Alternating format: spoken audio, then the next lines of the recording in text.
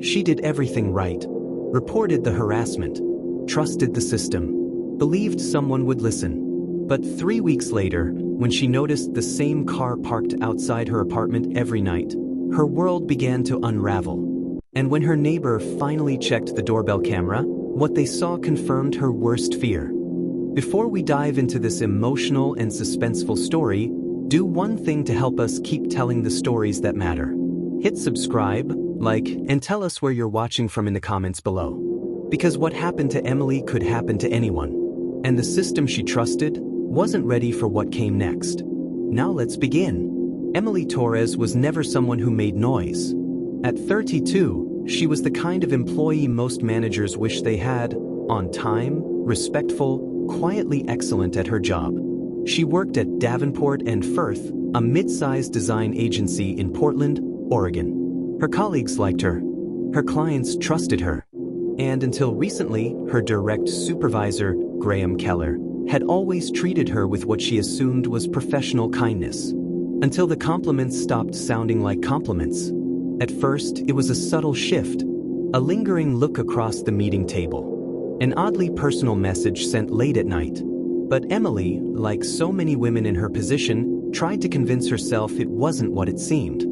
He's just awkward. I'm overthinking it. It's not a big deal. But it was. The turning point came during a company offsite, a 4-day team bonding retreat in a rental cabin 2 hours out of town. It was the third night. There was wine, laughter, casual games around the fire pit. Emily, tired, excused herself early and went inside to grab her charger. She didn't expect Graham to follow her. What happened in that dimly lit hallway changed her forever. And while she managed to push him away and lock herself in a guest room until morning, she also knew something had to be done. On Monday, she submitted a formal complaint to HR. It was detailed, composed, and heartbreakingly polite. By Friday, she was told the investigation would take at least several weeks. What HR didn't tell her was that Graham had already been informed, and he was furious. The following week was a lesson in subtle sabotage. Her access to key project files suddenly disappeared. Clients she had managed for over a year were reassigned. In meetings, Graham refused to look at her. When she asked about her schedule, no one answered. Then came the rumors. People started pulling away. Small jokes were made just outside her hearing range. One coworker, someone she used to eat lunch with, whispered, "I don't know what you told them, but you're not the only woman here." Emily began to shrink into herself. HR wasn't following up. Her inbox was quiet, but her anxiety was not. And then came the nights. It started with footsteps. At first, she thought she imagined them. The sound of someone behind her as she walked from her bus stop to her apartment. Always a few paces back, always vanishing when she turned around. Then, a dark sedan began appearing. It wasn't every night, but enough nights. Same car, same spot. She'd exit her building in the morning, and it would be parked across the street. Engine off. Tinted windows. One night, she turned her phone to take a photo, and it pulled away. Emily told herself she was being paranoid. Until her neighbor across the hall, Mr. Kowalski, a retired security guard, said something that made her blood run cold. "That black car? It's been here a lot lately. Parked in the same place every night. I saw someone just sitting there. Not reading, not on their phone. Just watching." That night, Emily didn't sleep. Mr. Kowalski offered to check his new doorbell cam footage. He had installed it recently, mostly for package thieves. It took him a day to retrieve the files. Emily stood in his living room, hands cold, stomach turning, as the old man clicked through the recordings. And then, they saw it. At exactly 1:42 a.m., the camera caught a man standing across the street. Still unmoving, staring directly at the building. His face was obscured by the angle, but it was clear he wasn't walking by. He wasn't delivering food. He wasn't lost. He was waiting. The man outside her building didn't knock, didn't move, didn't even smoke or glance at his phone. He just waited. And when the footage ended, Emily knew she wasn't just being watched. She was being hunted. Armed with the doorbell footage, Emily finally went to the police. She brought the clip on a flash drive.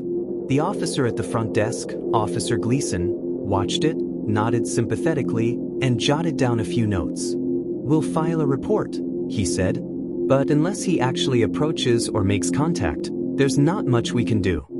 Emily asked if they could at least run a patrol past her building for a few nights. "We're a bit short-staffed right now," Gleason replied. "Just be careful." That night, the car was back. Emily sat in her apartment, lights off, peering through a crack in the blinds. The car idled across the street for 45 minutes. Then slowly pulled away. No police ever came. 3 days later, Emily got a phone call from an unknown number while at work. She let it go to voicemail.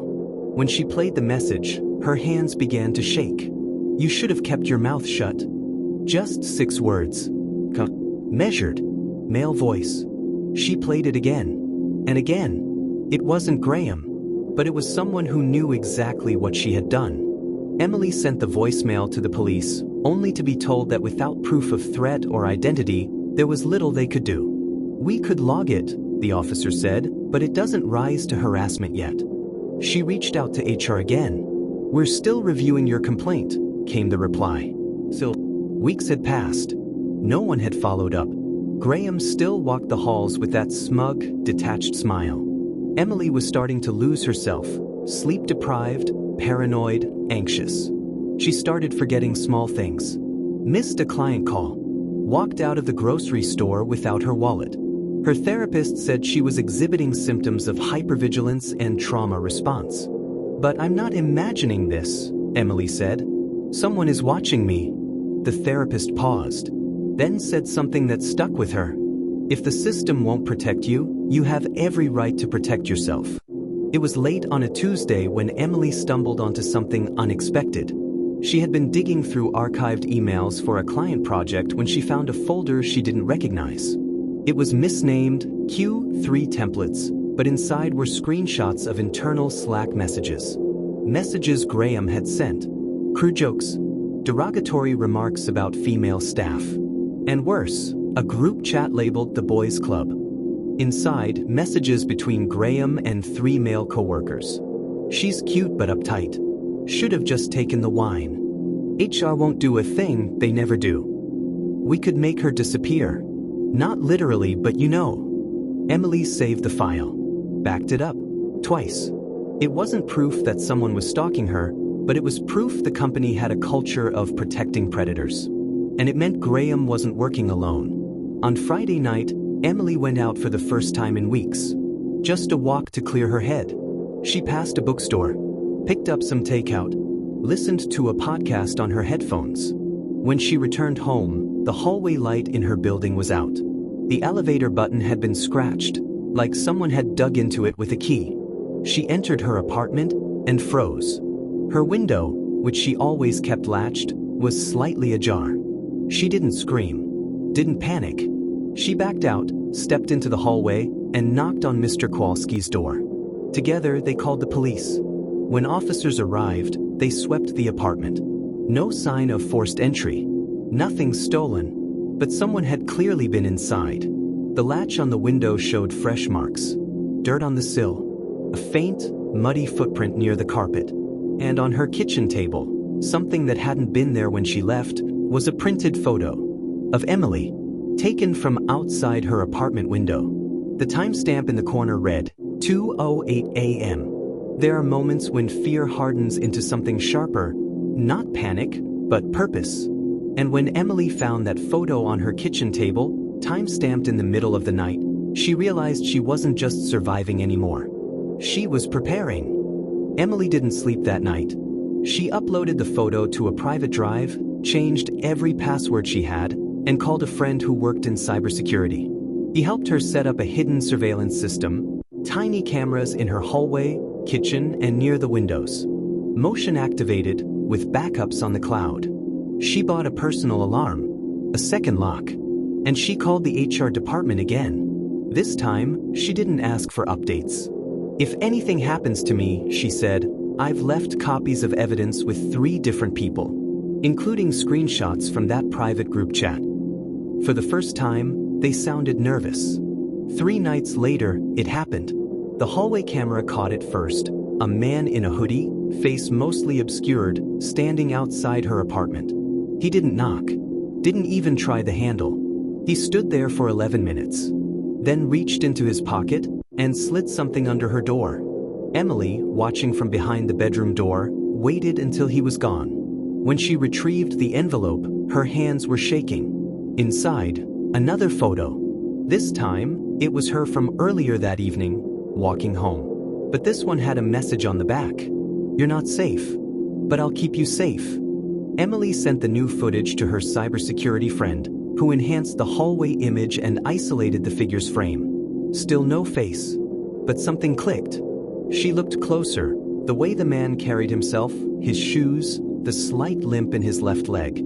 And then she knew. It wasn't Graham. It was Todd, one of the guys from the boys' club chat. He had barely spoken to her before. Always hovered near Graham. Always laughed a little too loudly at inappropriate jokes. But Todd wasn't just involved. He was obsessed. Armed with the hallway footage, Emily returned to the police. This time, she brought everything. The Slack messages, the photo trail, the audio from the threatening voicemail, and the time-stamped hallway clips. A different detective reviewed her file. And something shifted. They opened a formal case. They tracked Todd down at his apartment and found dozens of photos of Emily. Some taken through her windows. Some while she was asleep. He had installed a tracker on her phone. One he'd learned about in a Reddit forum. He was arrested that day. News spread quickly. Todd's arrest became public, and so did the details of the workplace harassment Emily had endured. Her company issued a press release. "We take all allegations seriously." Graham resigned 2 days later. HR was audited. 3 other women came forward. One admitted she'd been too scared to file a report after a holiday party years ago. The company launched mandatory ethics training. Too little, too late. Emily quit 2 weeks later. She took some time off, left the city, stayed with family in Oregon. But the story didn't end there. Todd pled guilty to stalking and unlawful surveillance. The judge granted Emily a permanent restraining order. She spoke at his sentencing. "You wanted me to be afraid, and I was. But I'm not anymore." The courtroom was silent. Emily was invited to speak on a podcast for women in tech, to share her experience, what the system got wrong, and what needs to change. Her episode went viral. More stories came in. More women wrote her. Some from the same company, others from completely different fields. Emily realized something. She wasn't just a survivor. She was a voice now. Emily sat in her new apartment, the windows shut tight, curtains drawn. It had been peaceful since the move. Quiet. Until she got a new envelope. No return address. Inside was a USB drive. And a note. "You only found one of us." Was Todd acting alone? Or is there still someone out there watching Emily, waiting for the right moment? What would you have done in her shoes? Let us know in the comments. And if you thought this story was wild, wait until you hear about the homeless man wrongfully imprisoned for 12 years and the teen podcaster who breaks the case wide open. That story is coming next. So make sure you hit subscribe, like, and turn on notifications. This is Edgeline Stories, where real life writes the most unforgettable scripts.